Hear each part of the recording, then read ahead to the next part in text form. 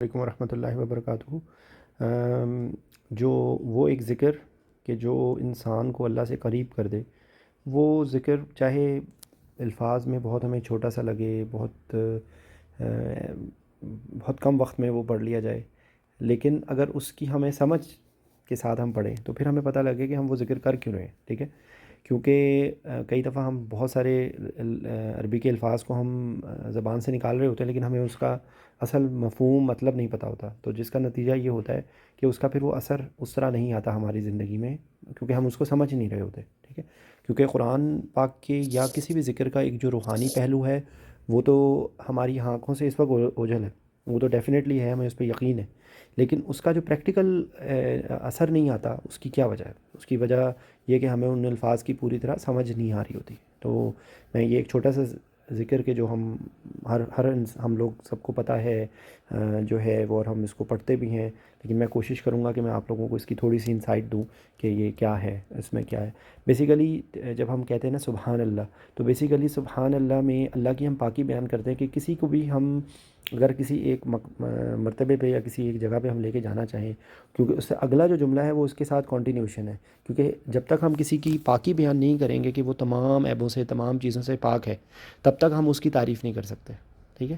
تو یہی کانسیپٹ ہے اس کے اندر کہ اللہ کی پاکی پہلے بیان کر کے پھر ہم تمام تعریفیں اور تمام شکر اور تمام جو ایک خوبصورت فیلنگز ہیں وہ اللہ کے لیے ہیں۔ تو یہ دونوں چیزیں آپس میں جڑی ہوئی ہیں، ٹھیک ہے؟ کہ سبحان میں ہم اللہ کی پاکی بیان کریں، ہم کسی بھی پریکٹیکلی بھی سوچیں ذرا کہ ہم کسی کو اگر کسی ایک اعلیٰ مرتبے پہ، کسی اعلیٰ پائے پہ ہم ریٹ کرنا چاہیں، تو اس کے لیے پہلے ہم کو یہ کہنا پڑے گا کہ بھئی اس کے اندر کسی قسم کا کوئی عیب نہیں ہے۔ تو جو اللہ کی ذات ہے وہ، اس کے اندر کسی قسم کا کوئی عیب نہیں ہے، اس کے اندر کسی قسم کی کوئی کمی نہیں ہے، تو پہلے ہم وہ بیان کر کے پھر ہم کہیں گے الحمدللہ۔ تو ہم میں تعریف بھی ہے، شکر بھی ہے، ٹھیک ہے؟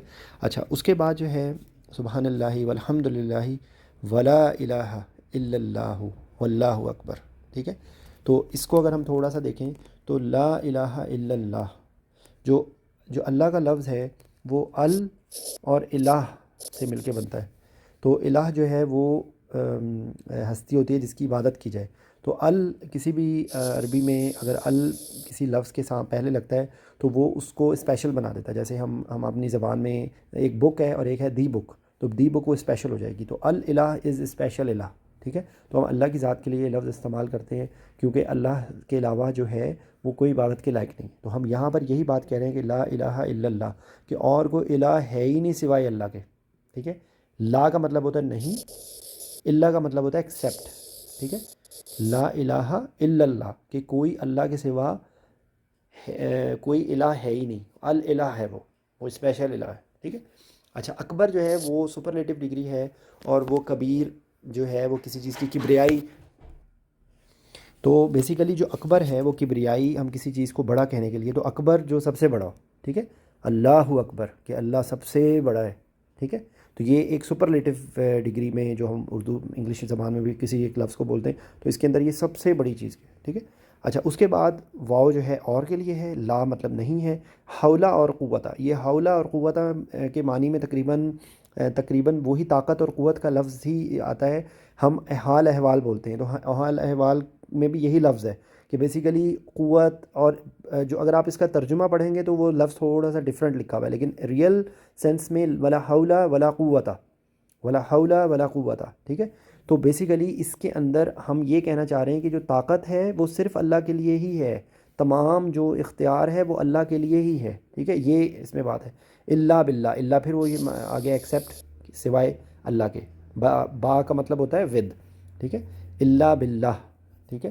تو بیسیکلی کہ اللہ کے ساتھ ہے، با جب اللہ کے ساتھ آ رہے ہیں مل کے، تو اللہ کے ساتھ ہے یا اللہ کے لیے ہے، دیکھیے تمام اختیار اللہ کے لیے، ولا حول ولا قوت الا باللہ، اور پھر ہل علی العظیم، تو وہ اعلیٰ اور عظیم، یہ دو اس کے اندر لفظ آ رہے ہیں، ہل علی العظیم، ٹھیک ہے؟ اللہ باللہ۔ اچھا، یہاں پر ایک چیز میں مس کر گیا، وہ یہ ہے کہ لا الہ الا اللہ جب ہم بولتے ہیں نا، تو یہ عربی کی اصطلاح میں اس کو کہا جاتا ہے لا نفی جنس، تو یہ اس کے لیے ہم کہیں گے کہ اللہ کے سوا کوئی عبادت کے لائق ہے ہی نہیں، ٹھیک ہے؟ یہی جو طرز ہے وہ سورہ بقرہ کی جو بالکل دوسری آیت میں آتا ہے لا ریب فیہ، ٹھیک ہے نا؟ الف لام میم ذالک الکتاب لا ریب فیہ، کہ اس میں کوئی شک ہے ہی نہیں، ٹھیک ہے. تو یہ ہے ذکر. میں نے اس کو ایکسپلین کرنے کی کوشش کی ہے. اللہ ہمیں اللہ کا ذکر کرنے کی توفیق دے، اور اس کو سمجھ کے کہ سبحان اللہ والحمد للہ ولا الہ الا اللہ واللہ اکبر ولا حول ولا قوت الا باللہ العلی العظیم. صدق اللہ العظیم.